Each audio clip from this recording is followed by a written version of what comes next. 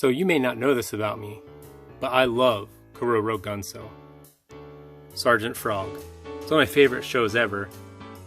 It's hilarious, irreverent, and parodies Gundam and the world of Gunpla and people who build Gunpla. And in my opinion, is one of the most entertaining anime ever created.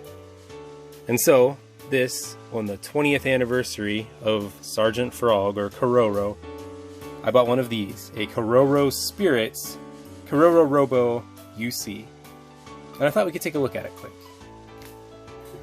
So here it is. It's the Keroro Gunso, the Robot Spirits, Keroro Spirits. I've seen KeroroRobo Ultra Cool UC. So it's UC and that stands for Ultra Cool, which right off the bat tells you what kind of humor you can expect from Keroro. So I wanted to do something a little bit different here. I would love to do a full review of this figure, but I know I'm not going to get to it for a little while, at least to give it the love that I want to give it, because I do love this show and I love this property and I love everything about these crazy Keronians. But I wanted to get something out right away because I'm very excited for this figure. So I thought I would just do kind of a first impression, open it up and see what I think and let you see what this thing is all about. So it is a Robot Spirits, it's a Robot Damashi. Right now they're on Amazon for like $36. I think the yen price is around 5,000, something like that. 4,600 probably. It's probably lower to get you in the gate because, you know, your first taste is always free or cheaper. And then, you know, Tamama's 5,600 and Keroro is going to be 7,000 yen or whatever. But so this is KeroroRobo version UC, and you can see he has a couple different modes here. Looks like he goes from like standard mode to destroy mode or whatever, and he has a couple modes in between and all kinds of little options. So it's going to take a little bit for me to review this, so let's just open it up and see what we got. It is K number 001. So you get a nice red background, that's cool. And here he is in his plastic prison. Let's get him out and introduce him to the Picaponian world. Sorry, I'm getting a little excited. So, first thing you're going to notice is that he smells of beautiful plastic. Love that smell. So here it is, and it looks great. These eyes, this is probably going to be a mouth beam at some point, like a mega beam cannon, or, although that's probably Tamama's, right? That's kind of his hallmark, right? His trademark. So it's hefty. It has a nice weight to it. It's not it doesn't seem to be very cheap. It seems to be high quality. Yeah, so let's just kind of turn it around in hands. The colors are great. The pale green and then the darker green, the white, definitely a unicorn vibe here going on. This gold is very nice. And it looks like this knee is like a little loose. I'll check that out later. It might just need to be probably some kind of transformation. Oh yeah, look at that. Transformation gimmick. So there you go. You can, that's one thing. I would imagine this folds, all this little star pops off. That might be a little bit of an issue because that's just held in on that little tab right there. But yeah, this is not rubbery. I thought it might be rubbery. This folds pretty cool. Oh, check that out. Look at that joint. Rick Diaz, the Rick Diaz joint right there. Folds over the back. What's this other? Oh yeah, really neat. What kind of articulation are we looking at? Full 360. This thing here, flipping out of the way for different modes, locking into place. It's got a little tab in there. It's not super secure of a tab. Oh, that doesn't move. I thought maybe that would move. What else do we got? Oh, we got a 360 joint, 90-degree elbow, nice little ball joint here. Waist swivel, always great.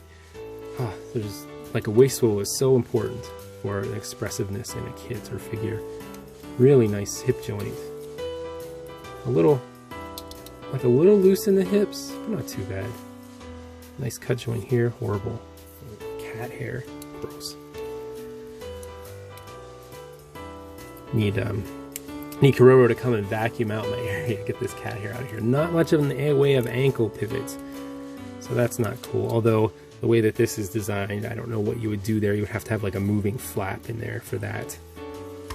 Make some concession to the design, which you don't want to do. Nice painted on star right there. That looks good. And let's see, we have some shield bits. This looks like half of the shield. Yep, it's gonna go together. That. Oh, it has really cool cannons. Some nice little cannons. Gotta have firepower, right? So yeah, it's not. These aren't like super hyper detailed. So this may be a little bit lower quality of Robot Damacy there, as far as that's concerned. But they do look really good. It's crisply molded. This thing looks cool. This little beam rifle thing. A bunch of other little armor bits and boosters and rockets and what is this?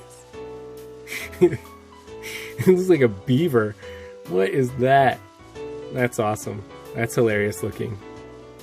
That is sure to mount on the front of some kind of weapon. Oh man. And then this is great right here. It's a real unicorn kind of looking thing. This is going to end up going over the top here somehow. I know that. And then, oh, this is Keroro's little ship. I had it upside down. I thought it was a beaver head, and it was this little pod. And then he sits. Oh, he's got a little plug there, and a little hole. You can just plug him in like that. Probably pretty painful. And he can just zip around. And he is like, oh, my phone is not gonna cooperate here. Oh, it did. Look at him. Look at his little face. This sparks joy for sure. This paint job is really, really well done. The star is perfectly painted. The little flaps on the side of his head here, they look so, so good. Oh, he's amazing. He is a lovely little dude. So right out of the box, this thing looks great. Yeah, so man, reviewing it is going to be a chore. Look at this. Look at all of these transformation instructions for all the different modes. And there's a backside. So playability is going to be the name of the game with this figure. This is going to be a fun figure to get down off the shelf and mess around with. I am going to have a hard time keeping my son from playing with this. I'm going to have a hard time myself being... Does his head move? Oh my goodness, his head moves. Yo, look, his little head moves. It's on a little joint. Oh, that's really delicate. Oh my goodness. Wow, he's so great. I am so, in case you can't tell, I am so happy about this. There's a little flip out handle right there. Pop this right into his little hand. Can't do it. I'm like nervous. I'm like so happy and so pleased with this figure that like my hands are like shaking. This is how like ridiculous I am. Like this dumb little piece of this is what it's all about, right guys? This dumb little chunk of plastic like makes me so joyous. Makes me so happy. It would be nice if he had a couple different extra hands. He doesn't have any expressive hands. I'm sure that maybe someday down the road there'll be some kind of something for that. Yeah, it would be great if he had more of an ankle pivot. That would make things much better. But as it is, it's pretty cool.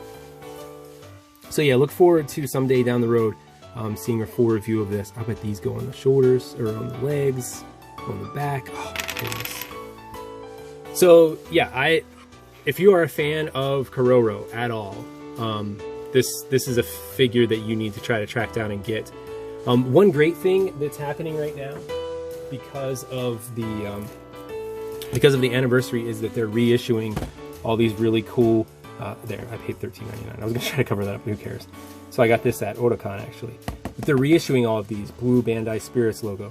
So if you're a fan of Keroro, hunt down these kits because they're gonna go out of print again, and hunt down these figures because they look super fun. I can't wait to play around with this guy and give you guys a video about him, but until then, this is going to have to be good enough, and I'll see you guys down the road. And I think I'm gonna go get some cow flesh. See ya.